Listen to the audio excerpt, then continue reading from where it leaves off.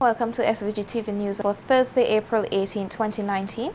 I'm Investor Boyens with the details. Easter is the time of year a person should use to build a closer relationship with God and reflect on the sacrifice Christ has made for mankind. So says Superintendent of the Kingston Chateaubelair Circuit of the SVG Methodist Church, Reverend Adolph Davis, in a telephone interview with SVG-TV News on the significance of the Easter period. Reverend Davis said Easter is a special time of year for Christians and that Vincentians should use this time to learn more about God.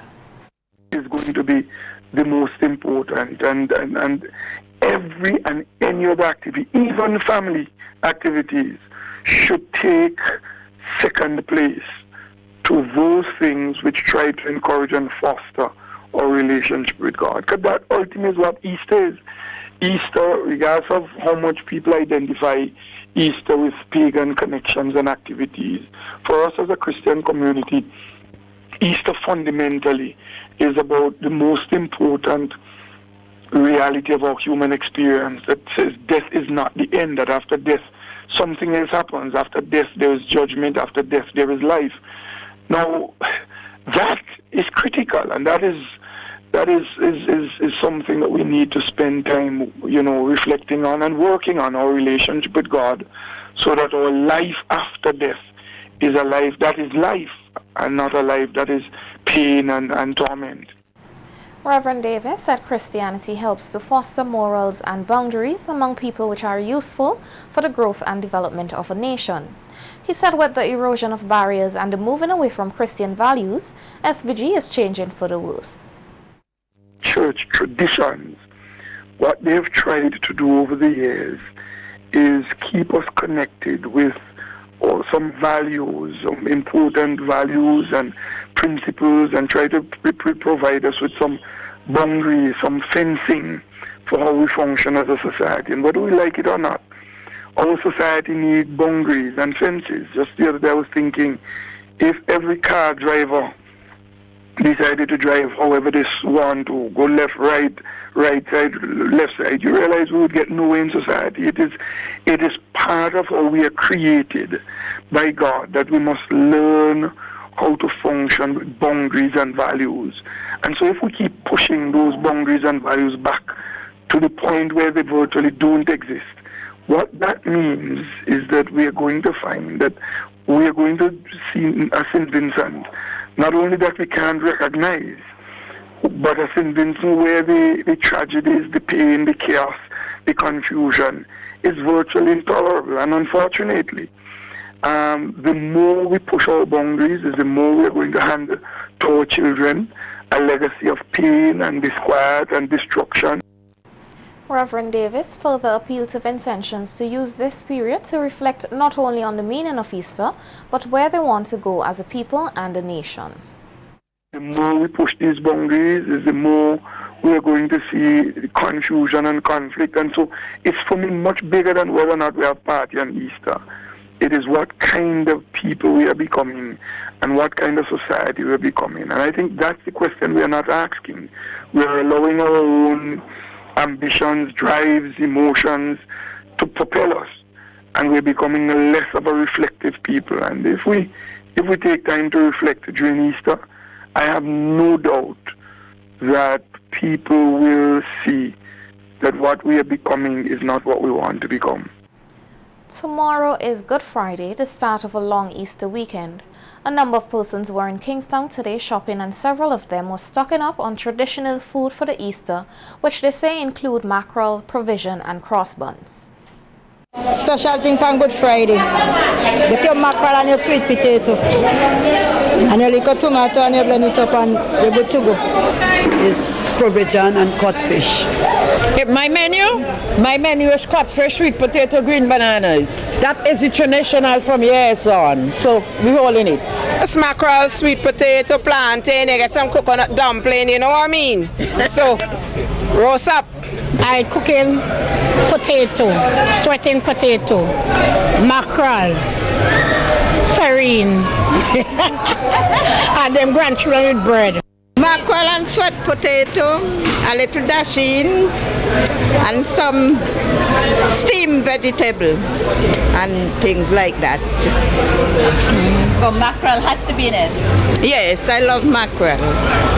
Why mackerel for you? But ever since I come in, my parents started doing mackerel, I just do it. But my grandson said I could do mackerel, but he wants fish. Well, most of the time, I am living a good bit from town. I'm living in Chateaubriand. So then I come into town like today, and at Graves I got most of my stuff. Including your crossbuns? Yes? Including your crossbuns? Yes, I do. At this time? Because it's a much a tradition to when the Easter time you have crossbuns and you get a ginger beer, whatever you like, if it's cherry juice or whatever it is, and you feel well. That is the way how them doing it, you know, for the East. Some persons took the opportunity to share with our news team how they would be spending the long weekend. My plan now is to go beach and my family enjoy myself. I think I will go to Young Island and just enjoy myself. Just relaxing, nothing, just taking it easy. I don't have any plan more than stay home and sleep. Nothing else. We're going to Beckway and just relax. My plans for Easter is to just relax, thank the Lord for health and strength, and live the life to live. I got my work to do on weekend for Easter, so I can't go anywhere to any activities. So I have to enjoy myself over to St. Vincent. Actually, I'm planning to go Beckway and have a nice time. I haven't went to Beckway over at least 17 years. So I'm going down there on Monday and I'm going to have a good time down there. And happy Easter to St. Vincent the Grenadines. There were those who our news team spoke with who said the Easter is now too commercialized. Talking about Easter, and they don't know the origin of Easter. But some of them innocently do so. But Easter is something that came thousands of years before the birth of Christ. So, but we have it now. A lot of Christians that Easter is about the resurrection. But Easter was celebrated long before. It is really, it's a word coming from Ishtar. And, people term Ishtar as the Queen of Heaven. And it had the root in paganism. But as I say, a lot of people now, they know this information. The work I have, land, trimming land and so on, that's my work home. I make myself more occupied around them time because I try not to caught up in religion and tradition. Yes. The thing is, you must have a personal relationship with Christ, read His Word, understand His Word, and live according to His Word. Right. But there are a lot of religious people just walking about and they're speaking about Christ, but they're not patronizing what Christ said to do. We're supposed to be a born-again believer, read the Word and apply the Word to our life. But a lot of people just walking about and just have this religious movement, and they're doing things contrary towards the Word of God. According to my knowledge, Easter is a pagan religion, a pagan custom, so we're not supposed to be celebrating Easter. And my plans for the weekend is to keep the new moon, which we should be keeping, not Easter. So all the churches and all the religions out there that are celebrating Easter and all of that, that is nowhere found in the Bible. That is a pagan custom. So I think we should stop celebrating these pagan holidays. And that is my... Meanwhile, close to 150 persons have signed up to participate in this year's Beckway Easter Regatta, which starts tomorrow and continues until Easter Monday. Chairperson of the Beckway Regatta Sailing Committee, Chris Kay, told SVG-TV News that all is set and ready for the 4-day event. We have something like 140 people sailing double-enders, additional fishing boats, and we have about 160 people so far registered for the yacht racing side. Registrations for the double-ender fishing boats, I think, have closed now. So we've got about 20 boats registered. That for yachts finishes at 3:30 this afternoon, and I think we're getting for onwards of about 20 yachts will be racing. There's a 20 or even over 20 yachts in different classes, and the racing will continue as normal. The schedule is, as I've read out, the regatta program has the course information in it. For the first time this year, there will be a film festival at Plantation Hotel on Sunday evening. Kay said they are hoping for a good regatta, even though they will be competing with major events in other islands. We're expecting normal racing. The wind conditions are very good, unlike last year. Last year, as you remember, the wind dropped to virtually nothing, and we had to reschedule races, which was quite disruptive. This year, there's a good strong wind, so there should be plenty of good racing. It's about the same as last year, slightly down, but not only by 2 or 3 boats. Remember, these boats cost a lot of money to maintain, and inevitably, as sometimes boats are not able to race in a particular year because of maintenance issues. And as far as yachts are concerned, we are down on last year. There's perhaps several reasons for that. As World Earth Day draws near, the National Environmental Days Committee is encouraging Vincentians to continue to play their part to protect the environment. SVG-TV's Barvin Oliver tells us more in this report. World Earth Day will be celebrated globally on Monday, April 22nd, with persons around the world engaged in activities centered around protecting and preserving the natural environment and its unique flora and fauna. On Tuesday, members of the National Parks, Rivers and Beaches Authority visited the Big Sands Beach in Sandy Bay and saw firsthand some of the negative impacts on the environment caused by human activities. Public Education and Communication Officer at the National Parks, Rivers and Beaches Authority, 20 Barrow, highlighted the problems of littering on the beach. We're also seeing here is that there is a drain that is right above us, and all the garbage, whether the plastic bottles, whether the cups, whatever it is coming from the community straight onto the beach. And this is a turtle nesting beach, so it's definitely impacting. It has a very dangerous effect on our turtles. So what we are hoping or encouraging people to refrain from littering, because it not only affects our health and the environment, but it also affects all marine animals. This year's theme for World Earth Day is Protecting Our Species, and Data Collection Officer with the Fisheries Department, Jeff Lavia, highlighted the negative impact a littered beach can have on a species of turtle. Okay, one of the effects is that the hadn't sit at the turtle, especially the leatherbacks, get one to swallow it. It eventually will kill it.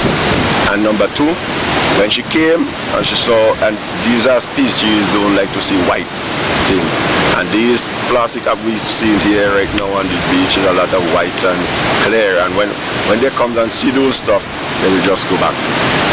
So, and these species, turtle, leatherback especially, they love cleanliness.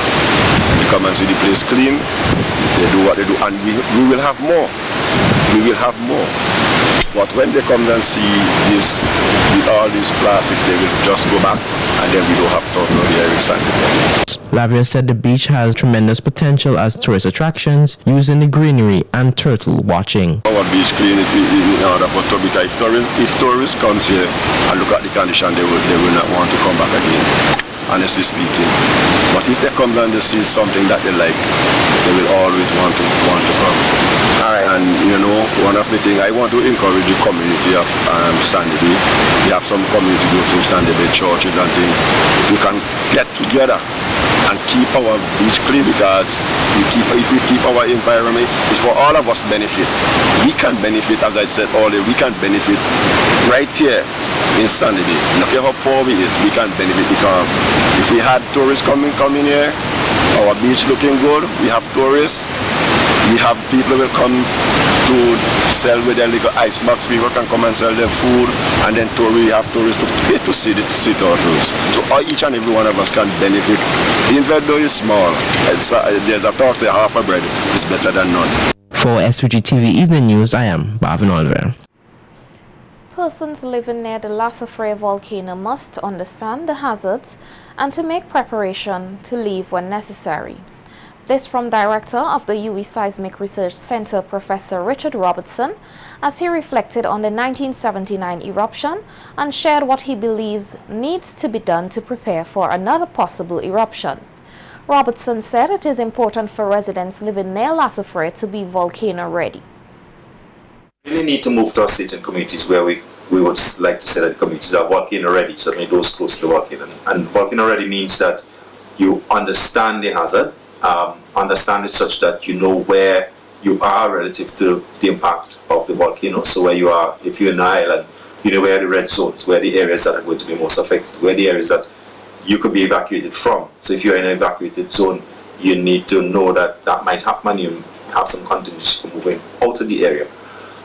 So that's part of understanding the hazard. You also, in terms of getting ready, you need to have some plans in place to respond. In terms of the immediate response, that is moving out of the way, getting things packed up and moving out of the way. Professor Robertson said persons must also be prepared to live away from the danger zone for an extended period of time in the event of an eruption. But also in terms of its potential long-term impact. Volcanic eruptions could go on for a little while, so it means that you have to be prepared to live outside the area that you live for weeks, months, probably even longer than that in the worst case, and to continue to earn a living, because a lot of where you live in most of these islands are tied up with your livelihood. So you might be a farmer or fisherman. If you're living on the mountain, you need to find a way in which you could survive off the mountain for a long time. So all of those things mean that if you're able to put things in place to be able to live in that circumstance, that is, make a living, live safely away from the mountain during the eruptions, that's being working already, and that's the kind of things you need to move towards. The major things to save life in a volcanic eruption is to move off the mountain, evacuation. In terms of sustaining livelihoods, the main thing is to find an alternative way to live outside your own space if the eruption goes on. And those are the two key things in terms of safety and becoming more ready for volcanic eruptions in the future. April 13, 2019 marked 40 years since the last eruption of Lassafre volcano in 1979. To commemorate this 40th anniversary, the National Emergency Management Organization NEMO is hosting 1 month of activities focusing on community preparedness for a volcanic eruption and sensitizing the public about the volcanic emergency evacuation aspect of the humanitarian assistance and disaster relief component of the Trade Winds Exercise 2019. These activities are being conducted in collaboration with the University of the West Indies Seismic Research Center and with support from the Soufre Monitoring Unit, the Forestry Division, the Ministry of Health, etc., the Royal St. Vincent and the Grenadines Police Force, Tradewind Secretariat, and the UESRC Volcano Ready Communities Project, SVG. 10 ladies from different parts of the world will be vying for the title of Miss Plus Size Universe 2019. The pageant will be held here in SVG at the Sunset Shores on Saturday, April 20th. Some of the ladies who will be competing in the pageant spoke to our news team today and shared their reason for entering the pageant. Well, it's a very honor for me to represent my country. I went in it before and I have the experience to showcase your ability so that the whole world can know that because you are not slim that you can go in a pageant. I am Judy Boyce, proudly representing Barbados. We are talking about women empowerment, how to uplift yourself as a plus size woman. We're trying to encourage people to come out to the show to understand that we are not just big or fat. Those are just words that describe us. So my name is Victoria. I come from little country Latvia, and I come to promote for all women that doesn't matter what size you have, you must be gorgeous, beautiful, kind, polite. My name is Mila Kuznetsova. I am from Ukraine. Many people say I'm very, very big. I come in St. Vincent. Many say I'm very small. My name is Dipolelo Ho. I'm from South Africa, proudly representing the Rainbow Nation that prides itself in 11 languages and unique 9 provinces. The reason I entered this pageant is because I believe two cannot work together unless they agree. So I looked at the objectives of Miss Plus Size, which is to exhibit and extend the opportunities for plus size women to sort of portray their abilities and Good afternoon, my name is Katura George and I represent the Spice Island of the Caribbean, Grenada, Carriacou and Petit Martinique. My reason for being here, I am a big woman, and back home it's not necessarily shunned, but it's not necessarily accepted. So I decided to step out of my comfort zone and represent for all plus size women of my country. Hi, my name is Annabelle Rollins and I am the representative for St. Lucia in this year's Miss Plus Size Universe International Pageant. The reason for me doing this pageant is actually to bring more awareness to my country for plus size women, because you find that pageantry and modeling is more catered to for the petite girls and we don't really have a platform. My name is Sylvana Charles. I'm representing the British Virgin Islands. I decided to join Miss Plus Size Universe to represent my country and bold and beautiful women around the Caribbean. This is the 7th year of the Miss Plus Size Universe pageant.